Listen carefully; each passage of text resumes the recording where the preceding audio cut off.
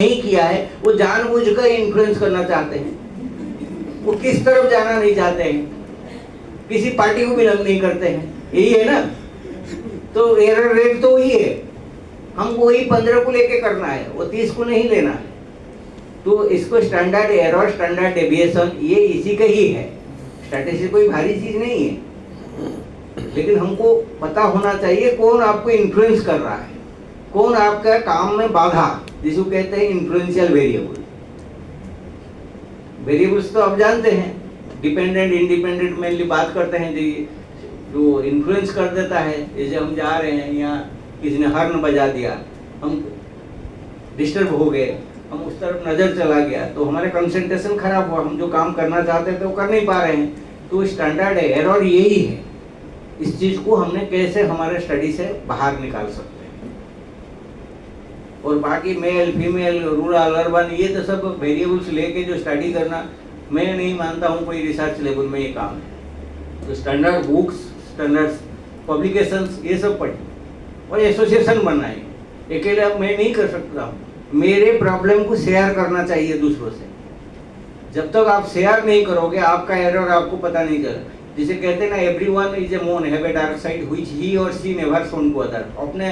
सब अपने आप से ही हीरोइन है और जाके मिरर के सामने जाके हंसते हैं और ये करते हैं, लेकिन इनको ये भी पता है मेरे से भी कोई और सुंदर है, लेकिन वो कभी छोड़ते नहीं। नोबडी सेज दैट, कोई नहीं कहता है मैं इन्फीरियर हूँ, मैं सुपेरियर हूँ।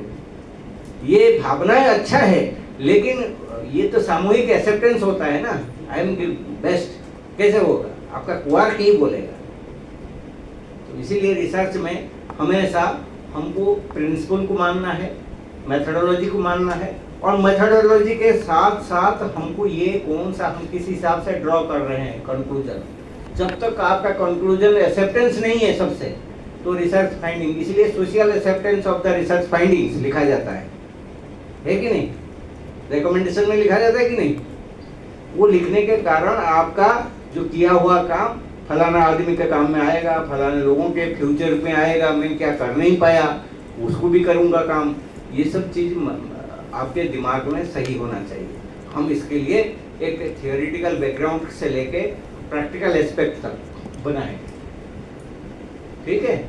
और बाकी सवाल कोई कुछ कर सकता है तो करें, फिर नहीं तो हम दूसरे। बहुत कम समय है, मैं 3 दिन के लिए आने वाला था, लेकिन मुझे हमारी यूनिवर्सिटी भी अलाउ नहीं किया, तो आज ही शाम को फिर हमको वापस कमिटमेंट हुआ था, इसीलिए आना है। परिचय एक दूसरे का भी करना जरूरी है। मेरे बारे में तो मैं बता दिया, दिखा भी दिया कहाँ हूँ, क्या करता हूँ, और ईमेल आईडी से लेकर सब कुछ लिख के दे दिया, है कि नहीं।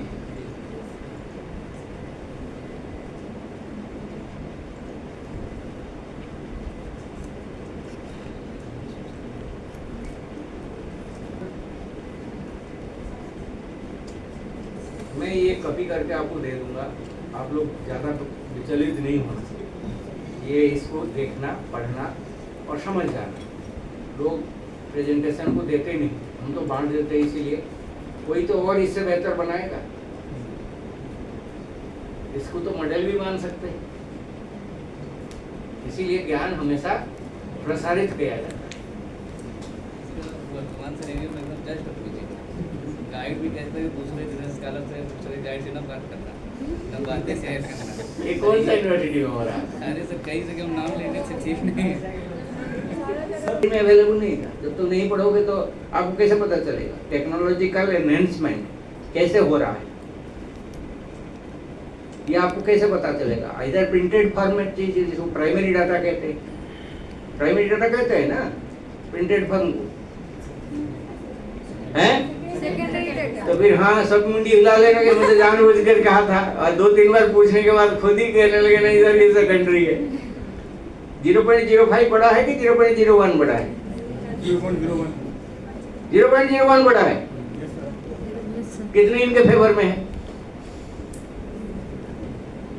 1 2 3 4 5 6 7, सच्चाई के सामने 8 9, सच्चाई के साथ 9%, 9 लोग है, 30 में 9, 21 इसमें गलत मान रहे हैं। तो 21 सही है कि तुम्हारे 9 सही है? सर ये तो ऑब्जेक्टिव ऐसे नहीं है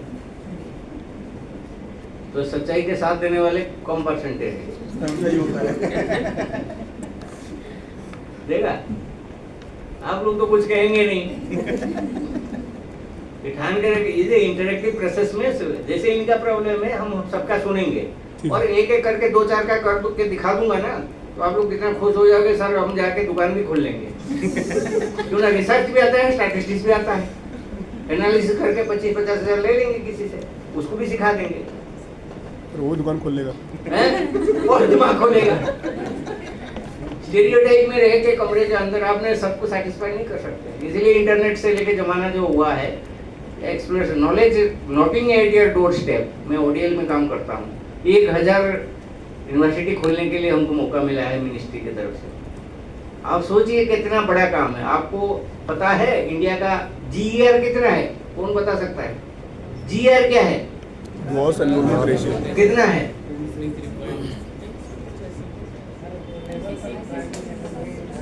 सर कौन से लेवल पे पूछ रहे हैं हायर एजुकेशन हैं? 8% कह रहे। कोई ये झूठ गया, आपने वेरीफाई किए नहीं, ऐसे कह दिया। ये 23 कहने लगा, ये 27 कहने लगा। 23 समथिंग है। वो कोई किसी के पढ़ के नहीं बता देगा सही चीज, तब तक तो लीक हो जाएगा आंसर। तो सामने जो बैठी तो सब वेरीफाई कर लेती है। 28.26 हमारे इंडिया में कितने हैं यूनिवर्सिटीज? 1088 के आसपास जो मैंने लगा। ये लो यूनिवर्सिटी गिनने लगेंगे। 1088 कुछ तो पढ़ के कोशिश कर रही है, 1060 हैं? 1060 इसमें प्राइवेट कितना, गवर्नमेंट कितना, कितने टाइप का यूनिवर्सिटी काम करता है? सेंट्रल स्टेट पब्लिक मतलब प्राइवेट 56 के बाद सेंट्रल यूनिवर्सिटी है और 462 के बाद स्टेट यूनिवर्सिटी। कितना सेंट्रल यूनिवर्सिटी? 56 हाँ, अभी और 4 आ रहा है। और state university 56 8 I think. Silently is the best policy remain. पीछे कोई कुछ बोल नहीं रहे, सर तो पूछ नहीं रहे, हमारी तरफ नजर भी नहीं आ रहा, चश्मा लगा हुआ।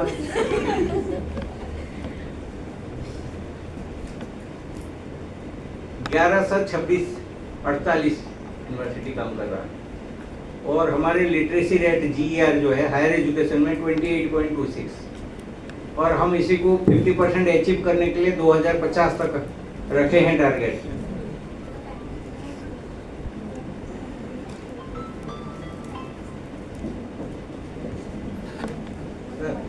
ग्रॉस एनरोलमेंट रेशियो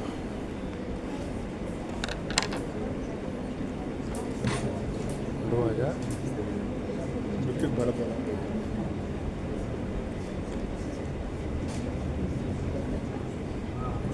वो हमारे वो